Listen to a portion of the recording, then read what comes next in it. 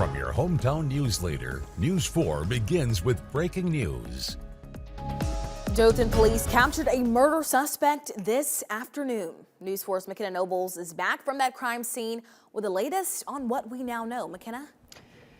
Bayla, about 2 hours after police found a woman shot in the head, they captured Vincent Phillips. Officers spotted the Troy man a couple of miles from the crime scene along Spring Street. They took him into custody without incident. We don't know what led to the shooting as police continue to dig through evidence. Officers have not publicly identified the woman. After the shooting, officers asked those who lived in the neighborhood not far from downtown to shelter in place as a precaution.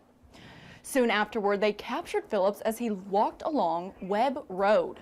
Formal charges are pending, and police say they will release the victims' names after relatives are notified of her death.